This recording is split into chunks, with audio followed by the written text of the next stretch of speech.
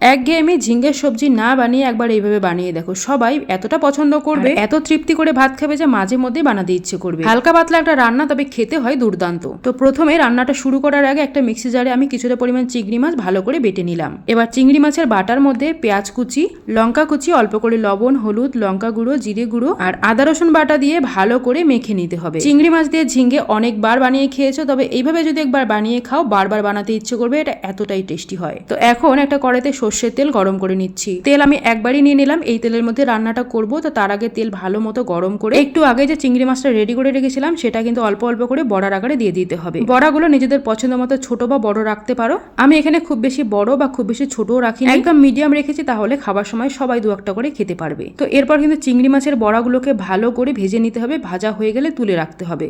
আর এই চিংড়ি মাছের বড়াগুলো এতটাই টেস্টি হয়, শুধু মুখে খেতেই খুব ভালো লাগে। তাই জন্য আমি যখনই চিংড়ি মাছের বড়াগুলো করি আমাকে কিন্তু লুকিয়ে রাখতে হয়, না হলে রান্না শেষ হওয়ার আগেই বড়াগুলো শেষ হয়ে যাবে। তো যাই হোক, এখন বাকি তেলের মধ্যে দিয়ে দিলাম কিছুটা পেঁয়াজ কুচি। এখানে অল্প করে পেঁয়াজ কুচি দিয়েছি। এবার প্রথমে পেঁয়াজটাকে একদম লাল করে ভেজে নিতে হবে। পেঁয়াজ ভাজা হয়ে গেলে অল্প করে জল দিয়ে দিলাম। এরপর এখানে 1 চামচ মতো আদা, রসুন, কাঁচা লঙ্কা আর জিরে বাটা দিয়ে দিলাম। এগুলো সবগুলো আমি একসাথে বেটে নিয়েছিলাম। সাথে দিয়েছি হলুদ আর লঙ্কা গুঁড়ো। এবার মশলাটাকে খুব ভালো করে কষিয়ে নিতে হবে যতক্ষণ না তেল ছেড়ে আসছে আর মশলা থেকে কাঁচা গন্ধ চলে যাচ্ছে। ভালো মতো কষানো হয়ে গেলে এরপর এখানে ঝিঙ্গে দিয়ে দেবো। ঝিঙ্গেগুলোকে আমি আগেই ছোট ছোট টুকরো করে কেটে রেখেছিলাম।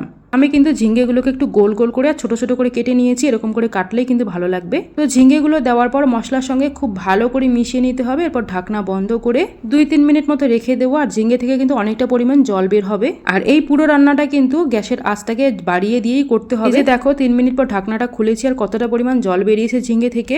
এখন আরো কিছুক্ষণ নাড়াচাড়া করে মিশিয়ে নিয়ে ঢাকনা বন্ধ করে আরো হাই হিটে রান্না করতে হবে 2-3 মিনিট মতো। ঝিঙ্গে হচ্ছে একটা নরম সবজি আর খুব তাড়াতাড়ি সেদ্ধ হয়ে যায়। তো এভাবে আমি কিছুক্ষণ ঢেকে ঢেকে রান্না করেছি।